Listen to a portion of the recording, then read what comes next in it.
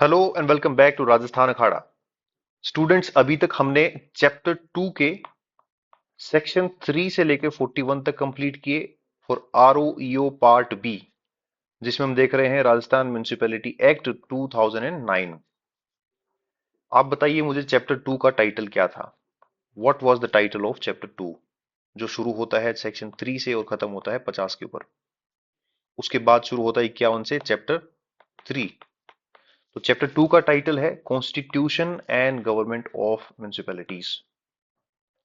Chapter 3 का title है conduct of business and ward committees. अभी हम हैं चैप्टर 2 के 41 सेक्शन तक हमने कंप्लीट किया। आज हम देखने वाले हैं 42। तो बार बार इसे आप रिवाइज करते रहिए। Chapter 2 and 3 are very important. जितने भी क्वेश्चन इस एक्ट से आते हैं उसमें सबसे ज्यादा यहां से पूछे जाते हैं, इसलिए बार बार रिवाइज करें। नेगेटिव मार्किंग है तो जो बात आपको बहुत अच्छी तरह पता होगी वही आप सही कर पाएंगे। So let us move to today's class, जिसके अंदर हम देख रहे हैं सेक्शन 42 से। Section 42 is about no dual membership.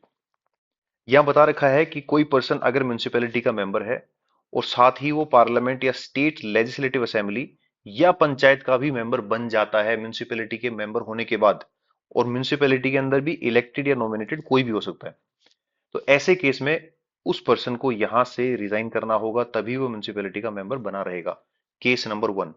Case number 2, if a person is already member of parliament और स्टेट लेजिस्लेटिव असेंबली या पंचायत, और उसके बाद वो म्युनिसिपैलिटी का इलेक्टेड या नॉमिनेटेड मेंबर बन जाता है, तो भी उस पर्सन को यहां से रिजाइन करना होगा, तभी वो म्युनिसिपैलिटी का मेंबर बन के रह सकता है।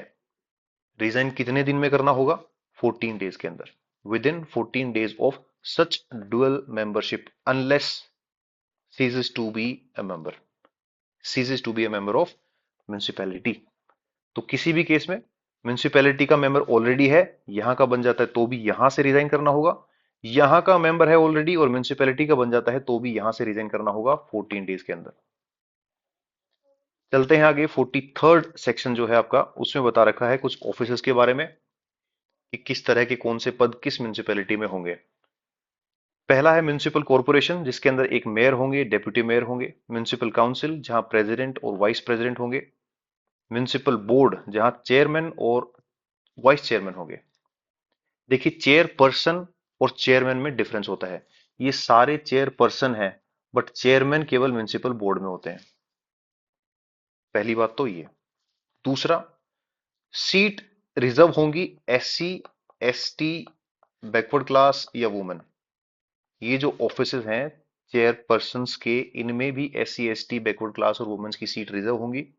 यहां ये प्रोविजन है, अगेन जो पहले था वो रिपीट हो रहा है, कि एससी एसटीज के लिए जो सीट है, जिस म्युनिसिपैलिटी में कोई रिजर्व सीट एससी एसटी को आती है, तो वो एज फार एज पॉसिबल वहां रिजर्व की जाएगी जहां इनकी पॉपुलेशन ज्यादा है।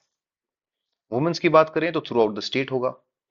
आपको याद होगा आर्टिकल 334 के बारे में हमने डिस्कस किया कि 334 के अंदर एससी एसटीज के रिजर्वेशन की बात की गई है। अगर आर्टिकल 334 के अकॉर्डिंग रिजर्वेशन नहीं रहता है कल को, तो यहां से भी खत्म हो जाएगा, ऐसा यहां लिखा हुआ है। और होगा ही, हर स्टेट में लिखा होगा ये, हर स्टेट के म्युनिसिपैलिटी एक्ट में लिखा होगा, because this is provided in the constitution under article 334। ये होगी दूसरी बात। अब इसके बारे में दो तीन बातें और ध्यान रखें। इनमें से कोई भी, इनमें से कोई भी, इन्हें कहेंगे चेयर पर्सन, इन्हें कहेंगे वाइस चेयरपर्सन। कोई भी चेयरपर्सन या वाइस चेयरपर्सन अगर अपने ऑफिस से बिना परमिशन के 1 महीने के लिए गायब रहता है, तो that person ceases to be a member at that office.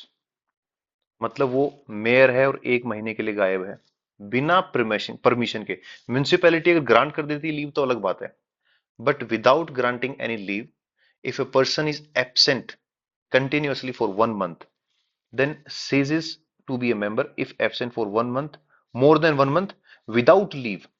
Without leave, leave कितनी हो सकती है? लीव हो सकती है मैक्सिमम 6 महीने के लिए। पहली बात तो ये ध्यान रखिएगा, more than 1 month without leave, कोई भी हो इनमें से। उसके बाद if resolution of no confidence is passed, आप लोकसभा में देखते हैं no confidence, against the council of minister.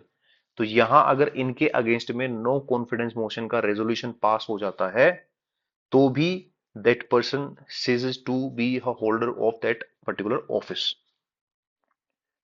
Then we have some conditions. देखिए पहली कंडीशन ये कि चेयरपर्सन इज ऑन लीव। और कैसी लीव? अपनी मर्जी वाली नहीं, जो ग्रांट की है म्युनिसिपैलिटी ने।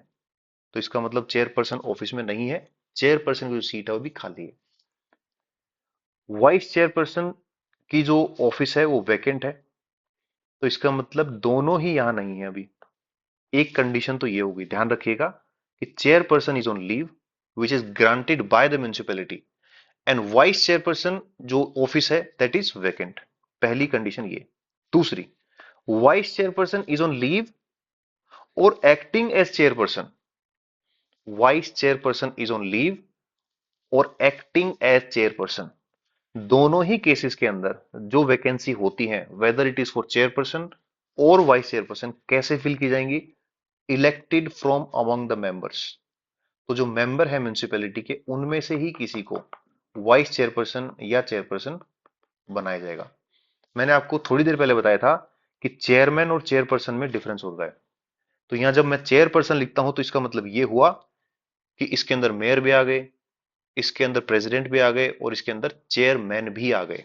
ठीक है।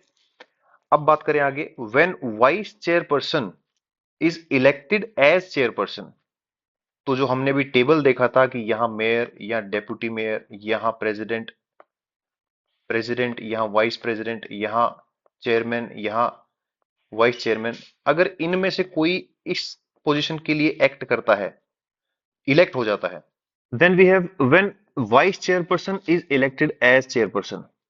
अगर कोई vice chairperson as an chairperson elect हो जाते हैं, तो जो वाइस चेयरपर्सन की सीट है वो मान लिया जाएगा कि खाली हो गई है। और ऑब्वियसली खाली ही हो गई है, वाइस चेयरपर्सन क्या बन गए हैं अब? Chairperson. Then he be deem to have vacated his office, तो ऐसा मान लिया जाएगा कि इन्होंने अपने ऑफिस को खाली कर दिया है, मतलब अब वो वाइस चेयरपर्सन नहीं है। Then some other provision under section 43। Chairperson की जो सीट है, जो ऑफिस है, अगर वो वैकेंट हो जाती है तो वैकेंसी 6 महीने में भरी जाएगी। ऐसा प्रोविजन सेक्शन 43 में लिखा हुआ है। 6 महीने में ऐसा नहीं हो पाता है तो किसी अनअवॉइडेबल सर्कमस्टेंसेस के कारण स्टेट गवर्नमेंट इस 6 महीने को एक्सटेंड कर सकती है 3 और महीने, मतलब 9 महीने के अंदर इलेक्शन होना चाहिए। 3 महीने कौन बढ़ा सकता है? State government. जब ये इलेक्शन होंगे और जो भी चेयरपर्सन वाइस प्रेसिडेंट जीतते हैं, उनका नाम ऑफिशियल गेजेट में पब्लिश किया जाएगा। और जो चेयरपर्सन है is to receive monthly allowance and facilities from municipal fund. Municipal fund से चेयरपर्सन को मंथली अलाउंस और फैसिलिटीज दी जाएंगी। Then we have 44। 44 is about the validity of election of chairperson. Chairperson के इलेक्शन की वैलिडिटी, चेयरपर्सन से मतलब यहां कौन है? मेयर, प्रेसिडेंट और चेयरमैन। इन तीनों के जो इलेक्शन है उनको भी क्वेश्चन किया जा सकता है। कैसे? Through an election petition. किसके पास? डिस्ट्रिक्ट जज having territorial jurisdiction over municipality area. वो म्युनिसिपैलिटी एरिया जिस डीजे के नीचे आता है, उन डीजे के पास इलेक्शन पिटीशन लगाई जा सकती है। और कौन प्रेजेंट करेंगे? डिफीटेड कैंडिडेट और whose nomination has been rejected. दो केसेस हैं, पहला एक कैंडिडेट जो हार गए और दूसरा जिनका नॉमिनेशन ही रिजेक्ट कर दिया था, साथ में उनको डिपॉजिट करने होंगे 1,000 रुपए। ये प्रोविजन आपका 44th के अंदर। Then we have 45th section. देखिए अगर आपको याद हो तो पहली क्लास में हमने डिस्कस किया कि हमारे कॉन्स्टिट्यूशन के अंदर 12 शेड्यूल हैं और 12th शेड्यूल ऐड की गई 74th कॉन्स्टिट्यूशनल अमेंडमेंट एक्ट से। 12th शेड्यूल के अंदर 18 सब्जेक्ट लिखे हुए। 18 सब्जेक्ट। स्टेट गवर्नमेंट चाहे तो ये 18 सब्जेक्ट में से कोई भी सब्जेक्ट, कितने भी सब्जेक्ट, म्युनिसिपैलिटीज को डिवोल्व कर सकती है कि ये काम म्युनिसिपैलिटी करेगी। राजस्थान म्युनिसिपैलिटी एक्ट के अंदर भी कुछ फंक्शन बता रखे हैं कि म्युनिसिपैलिटी के कुछ कोर फंक्शन होंगे। वो हमें देखने को मिलते हैं सेक्शन 45 के अंदर। कोर मतलब ऐसा भी हो सकता है जो कोर फंक्शन ना हो, और वो आपको देखने को मिलेंगे अगली ही सेक्शन के अंदर 46 में। उनके लिए लिखा हुआ है अदर फंक्शन, अदर फंक्शंस। तो कोर फंक्शन कौन से हैं जो बहुत जरूरी हैं, सबसे पहले नंबर पे उन्हीं पे ध्यान दिया जाएगा। अगर उसके बाद म्यूनिसिपैलिटी में कुछ फंड बचते हैं, उनकी टेक्निकल कॉम्पिटेंस है, उनके पास मैन पावर है, तो वो अदर फंक्शंस भी एग्जीक्यूट कर सकती हैं। बट पहले किन पे ध्यान देना होगा? कोर फंक्शंस पे। तो कोर म्युनिसिपल फंक्शंस के लिए क्या प्रोविजन है? It shall be the duty of every municipality. Municipality जब वर्ड आता है तो समझ जाइए इसके अंदर म्युनिसिपल कॉर्पोरेशन, म्युनिसिपल काउंसिल और म्युनिसिपल बोर्ड तीनों आ गए। Every municipality to make reasonable provision and proper arrangement of following matters. क्या है ये मैटर? तो आपके एक्ट में बहुत सारे फंक्शन यहाँ दिए हुए हैं। इन्हें एक नजर आप मार लीजिए, यहां से क्वेश्चन पूछा जा सकता है। तो बेयर एक्ट को डाउनलोड करके और एक पेंसिल लेके फटाफट से इनके बारे में सारा आपको पढ़ लेना है। एक बार देख लेते हैं कि इनमें क्या लिखा है। पब्लिक हेल्थ है, सैनिटेशन है, उसके बाद में जो कचरा कूड़ा है उसको हटाना, उसके बाद पब्लिक लाइट की बात करते हैं, फिर fire, regulating offensive and dangerous trade and practice, और जो सड़कें हैं उनके ऊपर कुछ अतिक्रमण है तो उसको हटाना, सिक्योरिंग और रिमूविंग डेंजरस बिल्डिंग, उसके बाद maintaining regulating place of disposal of dead and carcasses of dead animals, उसके बाद स्लोटर हाउस है, बाथ है, वॉशिंग प्लेसेस हैं, ये सब मेंटेन करना, constructing public latrines and privies and urinals, naming street and numbering houses, registering birth and death. Birth and death का registration कौन करेगा? Municipalities. Arranging for detention and preservation of such dogs within the municipality, उसके बाद paying the salary, उसके बाद raising voluntary force for such functions and duties in relation to the protection of persons, security of property and public safety as may be prescribed. उसके बाद बात की गई है नाइट सॉइल एंड रबिश, जो manure है उसको अरेंजमेंट करना, establish and maintaining cattle ponds, small family norms, family welfare, preparing plan for economic development and social justice। Economic development and social justice, ये जो लाइन है ये लिखी हुई है आपके कॉन्स्टिट्यूशन में अबाउट म्यूनिसिपैलिटीज, कि म्यूनिसिपैलिटीज की पावर होगी कि वो प्लान बना सकती हैं किसके लिए? Economic development and social justice, और उनको एग्जीक्यूट कर सकती हैं। एस्टेब्लिशिंग कम्युनिकेशन सिस्टम, उसके बाद है प्रिपेयरिंग ट्रांसपोर्ट सिस्टम, उसके बाद arranging for plan development of new areas in human settlement, taking measure for beautification of municipality, then collecting statistics and data significant to the community, then उसके बाद promoting education, sport and cultural activities, जो community houses बनाते हैं, communities जो hall होते हैं, उसके बाद कुछ क्लब्स होते हैं, प्लेग्राउंड होते हैं, disclosing material and vital information regarding finances, then taking step for securing the prevention of cruelty to animals, then performing such other statutory and regulatory functions as may be provided by or under this act or under any other law for the time being in force। तो इन्हें आप सबको एक बार पढ़ लीजिए pause करके यहाँ, या आप बेरेक्ट को डाउनलोड करके सेक्शन 45, सेक्शन 45 को देख लीजिए। उसके बाद बात की गई है कि म्युनिसिपैलिटी में एज पर इट्स, म्युनिसिपैलिटी में as per its managerial, technical, organisational capacity, किन बातों को देखना है? Managerial, technical, organisational capacity, decide not to take up और postpone any of the said function. जो भी हमने बात की फंक्शन में, उसमें से किसी को म्यूनिसिपैलिटी कह सकती है कि हमारी क्षमता से बाहर हम नहीं करेंगे, या पोस्टपोन करना कि बाद में करेंगे, फंड्स आ जाएंगे उसके बाद। स्टेट गवर्नमेंट चाहे तो ये कह सकती है कि नहीं, ये काम आपको करना ही होगा। State government may direct to take up such functions, जो इन्होंने पोस्टपोन कर दिया है। Then municipality may plan, build, operate, maintain और manage the infrastructure for the above functions. खुद ये इंफ्रास्ट्रक्चर बना सकते हैं या कॉन्ट्रैक्ट पे दे सकते हैं किसी एजेंसी को, अपॉन एग्रीमेंट, ये लिखा हुआ है। तो म्यूनिसिपैलिटी खुद सड़कें बना सकती है अपनी वर्कफोर्स के साथ, और किसी को कॉन्ट्रैक्ट के थ्रू भी करवा सकती है काम किसी और एजेंसी से। तो ये बात किस में है? 45 में, कोर फंक्शंस ऑफ म्युनिसिपैलिटीज। अब आगे चलें, अदर फंक्शंस ऑफ म्युनिसिपैलिटीज, ये है अदर। तो इनके लिए क्या लिखा है एक्ट के अंदर? यहां लिखा है म्युनिसिपैलिटी अगर सेटिस्फैक्ट्री परफॉर्मेंस देती है अपने कोर फंक्शंस में, मतलब पहला ध्यान तो किस पे देना होगा? सेक्शन 45 के ऊपर, उसके बाद आएंगे 46 में। Will shell constitute the first charge on municipal funds. तो पहला फंड्स का यूज कहां किया जाएगा? कोर फंक्शन, जो हमने बात की अभी। Subject to its managerial, technical and financial capabilities, undertake और परफॉर्म और promote the functions of any of the following. अब नंबर आता है दूसरा इनका। क्या है ये फंक्शन? देख लीजिए। पहला है for the protection of environment, इसमें वेस्टलैंड है, promotion of social forestry, maintenance of nurseries, organisation of flower shows, flower growing as civic culture, promotion of measure for abatement of all form of pollution.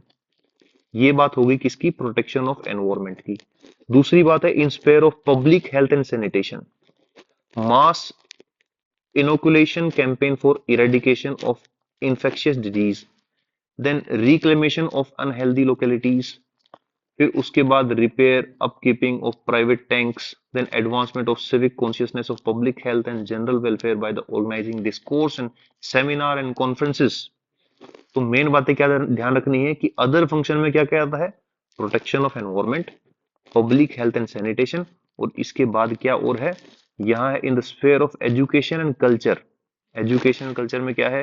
Promotion of civic education, adult education, then cultural activities, उसके बाद advancement of science and technology in urban life, then publication of municipality journals, periodical and souvenir, purchase of books, subscription of journals, then installation of statues, portraits and pictures in appropriate manner। मतलब photo वोटो लगाना, portrait चिपकाना, ये सब करके। उसके बाद organisation, establishment and maintenance of art galleries, botanical and zoological collections. ये सारे काम क्या होगा? एजुकेशन से रिलेटेड है। उसके बाद public welfare, sphere of public welfare, shelters, मतलब सर्दियों के टाइम में नाइट शेल्टर्स हों, in time of drought, flood, earthquake and other natural and technological disaster relief work, construction and maintenance of provision of aid, hospital, dispensaries, asylum, rescue homes, maternity houses, child welfare centres, shelter for homeless, जो रात को घर नहीं है जिनके पास, उनको सोने के लिए जगह, इम्प्लीमेंटेशन और programs for liberation and rehabilitation of scavengers and their families, voluntary labors and coordination activities of voluntary agencies for community welfare। तो ये कुछ बातें देखो, इतना डिटेल में तो नहीं जाने वाले, बट ये आपको ध्यान होना चाहिए कि जो अदर फंक्शन है उसमें क्या क्या है, फिर भी आप एक से एक बार जरूर पढ़ लें। Then in sphere of community relation, civic receptions to person of distinction, paying homage on death of person of repute, then organization and management of fairs and exhibitions, dissemination of information in public interest। तो ये सारे काम और किसके हैं? Other function. ध्यान रखिएगा कि जो कोर फंक्शन है 45 के अंदर, पहला तो काम वो होगा, उसके बाद अगर म्युनिसिपल फंड अलाउ करते हैं तो ये भी म्युनिसिपैलिटी टेकअप कर सकती है। Then let us move to section 47, functions assigned by the government. अब बात 45 में क्या थी? कोर। 46 में क्या थी? अदर। 47 में क्या है? Function assigned by state government. कि स्टेट गवर्नमेंट इनके अलावा भी कोई फंक्शन और असाइन कर सकती है। State government by order may assign functions to municipalities as per necessity and resource of municipalities। अगर सरकार को लगता है कि इस पर्टिकुलर एरिया के अंदर किसी एक और काम की जरूरत है, सरकार को ऐसा लगता है स्पेसिफिकली, और म्यूनिसिपैलिटी के पास रिसोर्सेज हैं, तो स्टेट गवर्नमेंट एक ऑर्डर पास करके वो काम सौंप सकती है उस म्यूनिसिपैलिटी को। ये बात आपको ध्यान रखनी है सेक्शन 47 के अंदर। Now let us move to section 48, functions of chairperson and vice chairperson. Chairperson में कौन है? मेयर, प्रेसिडेंट और चेयरमैन। यहाँ कौन है? Deputy mayor, vice president, vice chairman, इनके क्या फंक्शन है? तो ये हैं आपके चेयरपर्सन के फंक्शन और ये वाइस चेयरपर्सन के function. Convene regular meetings, regular meetings कराएं, उनको प्रिसाइड करें, मीटिंग को अध्यक्ष बने वहां। Regulate the conduct of business, जो भी काम है, कंडक्ट ऑफ बिजनेस किस में है? चैप्टर 3 के अंदर, जो हम देखने वाले हैं सेक्शन 51 से। तो कंडक्ट ऑफ बिजनेस जो है उसे रेगुलेट करे। Watch over the financial and executive municipal administration, जो भी फाइनेंस का काम हो रहा है और जो एग्जीक्यूटिव काम है म्युनिसिपैलिटी का, उस एडमिनिस्ट्रेशन को पूरा देखे, ध्यान दे, सुपरवाइज करे, डायरेक्ट करे। वाइस चेयरपर्सन के क्या काम है? Powers and duties delegated by chairperson. अगर चेयरपर्सन ने कोई काम इनको डेलीगेट किए हैं तो उनको काम करना, वो काम जो जो पावर्स उनको दी गई है उन्हें एक्सरसाइज करना, और जो फंक्शंस उन्हें दिए हैं उन्हें एग्जीक्यूट करना। प्रिसाइड और मीटिंग्स, वैसे तो काम इनका है प्रिसाइड करने का, बट प्रिसाइड और meeting in the absence of chairperson and when chairperson is on leave. तो ये दो केसेस में ये प्रिसाइड करेंगे, ये वाइस चेयरपर्सन का काम है। Then 49th, 49th is about power and duties of chief municipal officer। Chief municipal officer, यहां ईओ भी हो सकते हैं, अलग अलग स्तर के लिए अलग अलग नाम, आयुक्त। देन इसके अंदर क्या है, यहां इसे बोलेंगे CMO, chief municipal officer is responsible for the custody and maintenance of all records of municipalities। जितने भी मिनट्स हैं, जो भी मीटिंग्स होती हैं, उनमें जो भी बातें हुई, उनके जो भी रिकॉर्ड्स हैं, उनकी कस्टडी इनके पास होगी। मतलब इनको मेंटेन कौन करेगा? Chief municipal officer. CMO shall report to the state government. ये जानने से पहले ये जानना जरूरी है कि जब भी किसी म्युनिसिपैलिटी में कोई भी प्रोसीडिंग हो रही है, कोई भी ऑर्डर पास हुआ, चाहे वो चेयरपर्सन का हो ऑर्डर, चाहे किसी कम्युनिटी का हो, कमिटी का हो, या म्युनिसिपैलिटी का एज एन होल कोई प्रोसीडिंग हो, इन सब में अगर कोई ऐसा काम होता है जो अभी तक हम पढ़ रहे हैं या आगे पढ़ेंगे, RMA एक्ट 2009 के प्रोविजन के कॉन्ट्रावेंशन में है, मतलब एक्ट के अकॉर्डिंग नहीं है, इलीगल हो रहा है, तो ऐसे केस में सीएमओ जो है उनका ये दायित्व है, उनकी रिस्पॉन्सिबिलिटी है कि वो म्युनिसिपैलिटी को एडवाइस दें कि सर ये चीज सही नहीं हो रही है, और उस पे अपना एक डिसेंट नोट दे। डिसेंट का मतलब होता है कि मैं नहीं मानता इस बात को, कि मैं इसके खिलाफ हूं, मैं इसका खंडन करता हूं, डिसेंट नोट देंगे। ये सब करने के बाद ये स्टेट गवर्नमेंट को ये बात रिपोर्ट करेंगे। क्या करेंगे?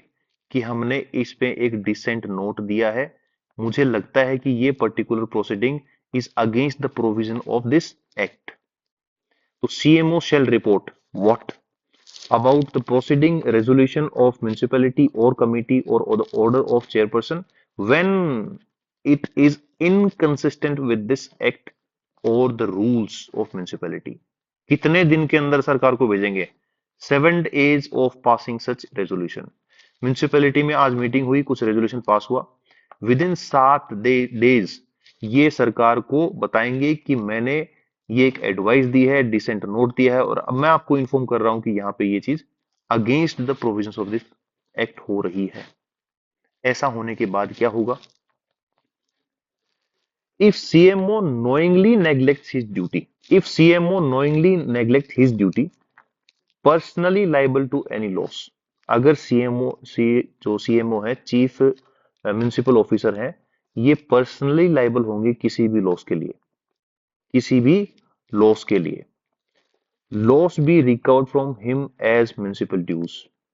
जो भी लॉस हुआ, अगर मान लो कोई कॉन्ट्रैक्ट इलीगल तरीके से दे दिया गया, इनवैलिड है, इस एक्ट के प्रोविजन के अकॉर्डिंग नहीं है, और उसकी वजह से म्युनिसिपैलिटी को कुछ लॉस होता है, तो ये किससे लिया जाएगा, किससे रिकवर किया जाएगा? अगर उन्होंने जानबूझ के ये जो नोटिस देना था सरकार को, जो ये बताना था कि ये चीज in the contravention of this act हुई है प्रोसीडिंग के अंदर, तो ये पर्सनली लायबल होंगे किसी भी लॉस के लिए। ये लिखा है आपके सेक्शन 49 के अंदर।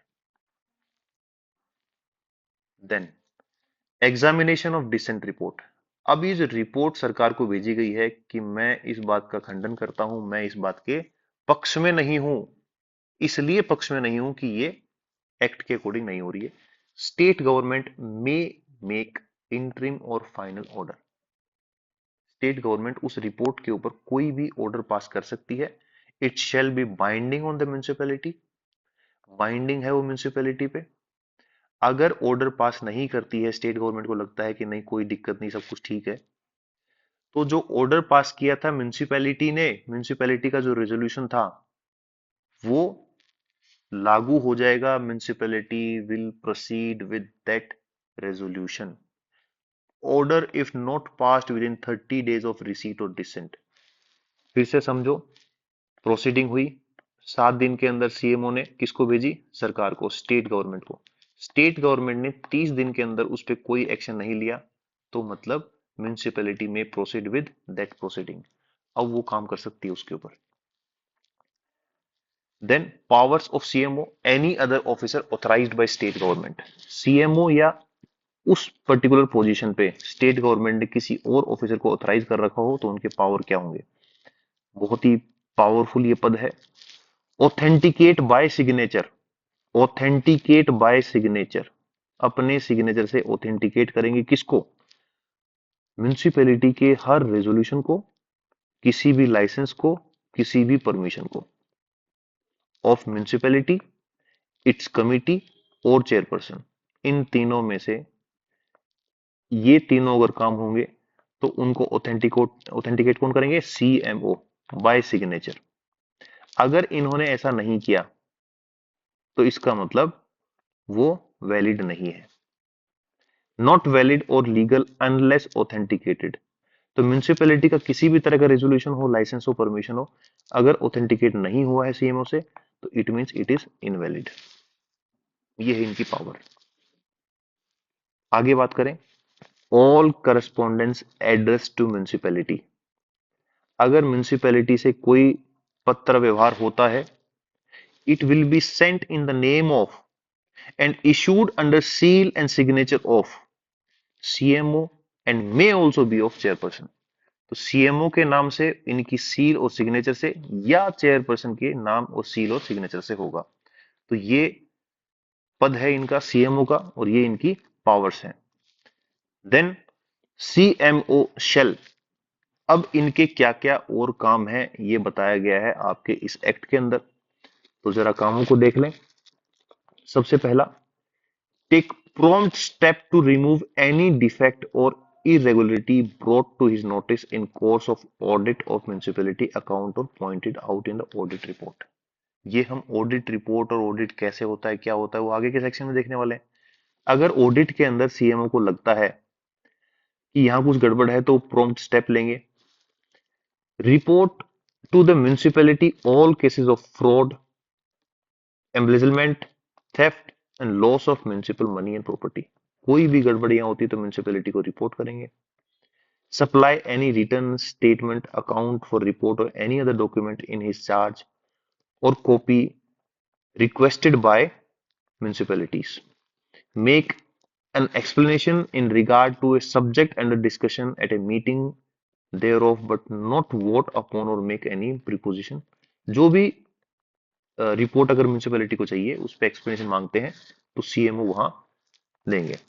Carry out policies decision direction of the municipality if not inconsistent with the provision of act. मतलब एक्ट सबसे बड़ी चीज है, लॉ इज द किंग। अगर इस एक्ट के अकॉर्डिंग सब चीजें हैं, पॉलिसीज है, डिसीजन है, डायरेक्शन है, तो उसको अप्लाई करेंगे, एग्जीक्यूट करेंगे। Discharge other such duties as may be assigned to him by और अंडर दिस एक्ट और the rules and bylaws made thereunder, subject to the general superintendence and control of chairperson, exercise supervision control over the officer। तो मतलब ये chief है, जितने भी officer और subordinate इनके जो कर्मचारी हैं, subject to the control of chairperson, मतलब चेयरपर्सन के कंट्रोल के सब्जेक्ट में, मतलब सबसे पहले तो नंबर किसका है, चेयरपर्सन का। उसके बाद एडमिनिस्ट्रेटिव सुपरविजन किसका होगा, सीएमओ का। ये सारी बातें और आपके लिए लिखी गई हैं सीएमओ की पावर्स को लेके। Then we have section 50। Section 50 में क्या लिखा हुआ है? Section 50 is about handing over of charges. Handing over of charges, तो इसे भी देख लीजिए। अगर कोई chairperson if resign, ceases to be a chairperson, if removed, if vacates, if placed under suspension, if elected election is declared void। ये सारी condition देख लो फिर से। अगर चेयरपर्सन ने रिजाइन कर दिया, अगर chairperson is ceases to be a member, if removed, if vacates, if under suspension और इलेक्शन ही डिक्लेयर हो गए void, ऐसे केसेस में that person shall hand over charges, जितने भी उसके अधिकार हैं, पावर्स हैं, रिस्पॉन्सिबिलिटीज हैं उनको, and all papers and properties of municipality जो उनके पास है, किसको, टू वाइस चेयरपर्सन। मतलब चेयरपर्सन किसको देंगे, वाइस चेयरपर्सन को, इन केसेस में ये सब चीजें। If no chairperson available, if no vice chairperson, देखो यहां लिखा हुआ है टू वाइस चेयरपर्सन, अगर ये है ही नहीं तो then such member as state government may direct, state government जो बताएंगे उनको ये पेपर्स, प्रॉपर्टीज और चार्जेस हैंड ओवर करेंगे। यहां ध्यान रखने की बात यह है कि अगर चेयरपर्सन किसी एक पर्टिकुलर कैटेगरी से बिलोंग करते हैं, एसटी, एससी या बैकवर्ड क्लास या वुमेन, जो भी कैटेगरी है, if belong to a reserve category, he और she will hand over to the person of same category. तो जिनको हैंड ओवर किया है वो भी सेम कैटेगरी के होने चाहिए। If the person belonging to that particular category is not available, उसके बाद स्टेट गवर्नमेंट जो कहे वैसा करना है।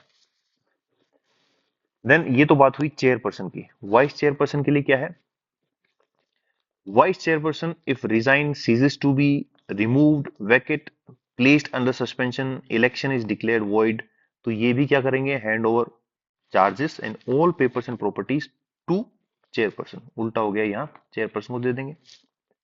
अगर चेयरपर्सन ही नहीं है तो स्टेट गवर्नमेंट जिन्हें बताए उसको हैंड ओवर करेंगे। ये दो बातें हमने कर ली, पहला चेयरपर्सन, दूसरा वाइस चेयरपर्सन के लिए। अब यहां ध्यान से देखो कि दो बातें लिखी हैं। यहां लिखा है चेयरपर्सन को ये चार्ज देंगे, बट अगर चेयरपर्सन नहीं है तो कोई मेंबर, कोई मेंबर, यहां भी लिखा है चेयरपर्सन, वाइस चेयरपर्सन को चार्ज देंगे, बट अगर वो नहीं है तो किसी मेंबर को।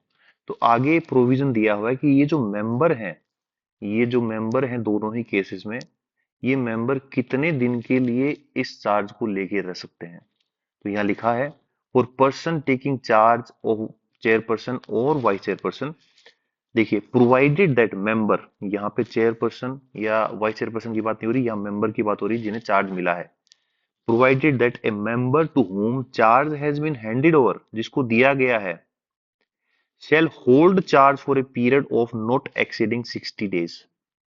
तो ये जो मेंबर हैं ये 60 दिन के लिए, या जिनको चार्ज देना था चेयरपर्सन और वाइस चेयरपर्सन, वो आ जाएं चार्ज ले लें, जो भी काम पहले हो जाए तब तक ये चार्ज लेके रख सकते हैं।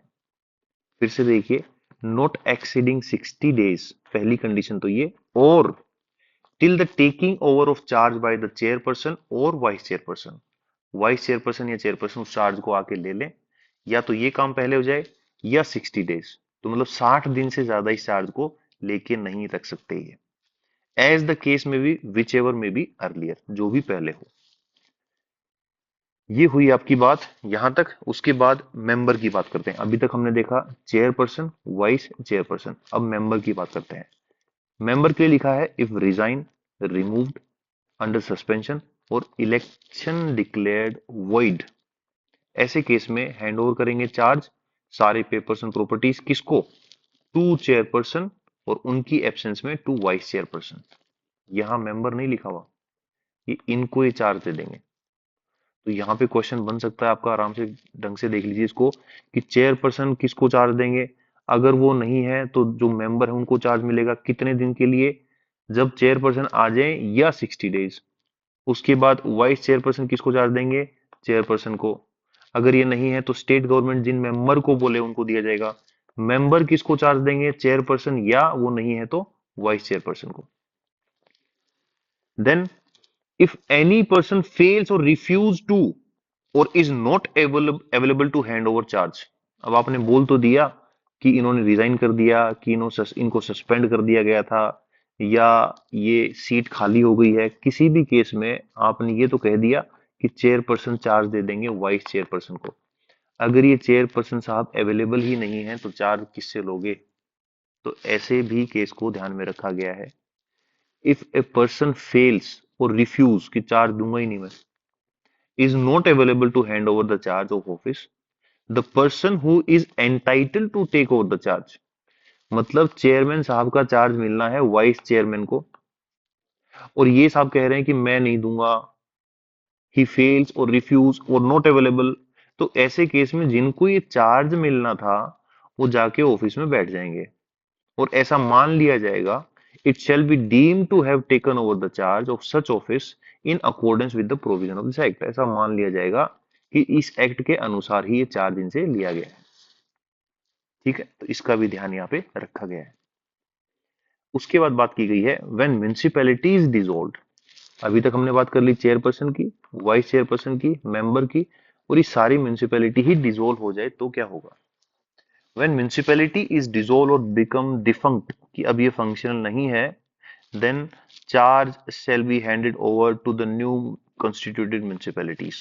जो नई म्यूनिसिपैलिटी बनी है उसको सारे चार्ज दे दिए जाएंगे, या सेक्शन 322 में जो बताया गया है उसके अकॉर्डिंग काम होगा।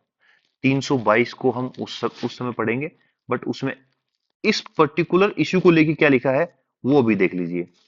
All powers and duties of municipality shall during the period of dissolution, जब ये डिसोल्व हो गई है, be exercised and performed by such officer as an administrator as the state government appoints in that behalf। Government जिनको appoint करेगी वो सारे जो फंक्शंस हैं उनको एक्सरसाइज करेगी, पावर्स को वो एक्सरसाइज करेंगे, फंक्शंस को परफॉर्म करेंगे जब ये म्यूनिसिपैलिटी डिसोल्व हो गई है। तो म्यूनिसिपैलिटी डिसोल्व या डिफंक्ट होने के केस में या तो नई म्यूनिसिपैलिटी है उनको सारी पावर्स ट्रांसफर कर दी जाएंगी, या सेक्शन 322 के अकॉर्डिंग एक एडमिनिस्ट्रेटर होंगे जिसको किसने अपॉइंट किया है? स्टेट गवर्नमेंट ने, वो इन पावर अथॉरिटीज को एक्सरसाइज करेंगे। तो ये हुआ आपका सेक्शन 50 तक कंप्लीट। तो सेक्शन आपका जो चैप्टर है, चैप्टर 2 3 से 50, ये आपका यहाँ पे कंप्लीट होता है। नेक्स्ट क्लास में हम देखेंगे चैप्टर 3 जो शुरू होता है आपका 51 से। तो चैप्टर 2 और 3 में से सबसे ज्यादा क्वेश्चन आते हैं, तो इसे बहुत अच्छी तरह से आप बार बार रिवाइज कर लें। जितनी भी जरूरी बातें हैं वो सब इसमें मैं इंक्लूड कर रहा हूँ। फिर भी अगर आपको लगता है कि बेयर एक्ट देखना है तो आप बेयर एक्ट साथ में देख सकते हैं, क्वेश्चंस को अटेम्प्ट करके देखें। सेक्शंस बार बार पढ़ेंगे तो आपको याद हो जाएगा 46 में क्या है, 47 में क्या है।